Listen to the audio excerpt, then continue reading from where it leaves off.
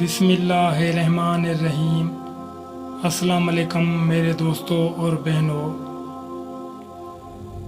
صابر پیا کو بہت ہی کم لوگ جانتے ہیں۔ رشتے میں محبوب سبحانی غوث ہمدانی سیدنا حضرت عبدالقادر جیلانی کے حقیقی پڑپوتے ہیں۔ آپ کے والد گرامی شاہ عبدالکریم کی نسبت سے قادری ہیں اور خود صابریہ سلسلے کے بانی ہیں، اور چشتی صابریہ سلسلہ طریقت آپ ہی سے منسوب و مرتوب ہے۔ آپ پر خالق اکبر کی قاری و جباری صفات کا بطور خاص نزول ہوا تھا۔ آپ کا جلال بھارت پر دیوتاؤں اور بلاؤں کے وہم یا حقیقت سے حسرتاں کا گمان ہوتا تھا۔ ان حالات میں صابر پاک کی ولایت کا آغاز ہوا۔ آپ نے بے بس و بے کس لوگوں کا دامن جادوگروں اور عاملوں سے تو چھڑوا لیا ہے، ساتھ یہ اعلان بھی برملا فرما دیا تاکہ اللہ رب العزت کے فضل و کرم سے میرے سلسلے میں داخل یا شامل ہونے والے پر کسی قسم کا زہر، جادو اور سفلی عمل اثر نہیں کرے گا۔ اس عنایت پر لوگ جوک در جوک مشرف اسلام ہوئے اور پہلے سے موجود مسلمانوں میں اعتماد بڑھا۔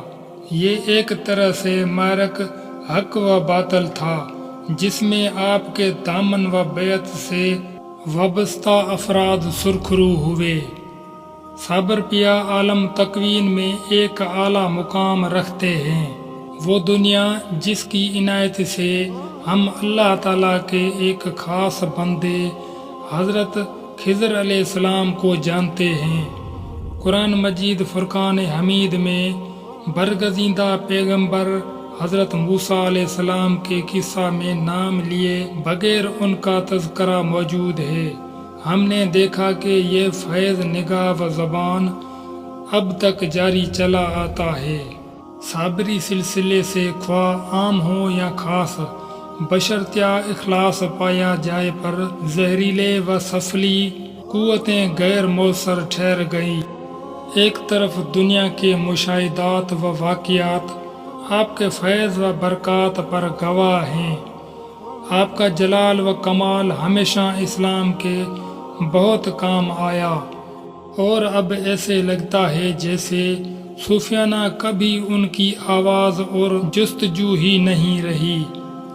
اسی طرح صابر پیا کے سلسلہ طریقت میں بھی دھیرے دھیرے علم و عمل کی حدت کم ہوتی چلی گئی، وگرنہ خود صابر پاک کا تو یہ حال تھا کہ برسوں عالم سکر میں رہنے کے باوجود جب اذان دی جاتی تو فوراً حالت سہو میں لوٹ آتے اور فرماتے، شمس الدین، نماز بھی کیا چیز ہے جو حضوری سے دربار میں لے آتی ہے۔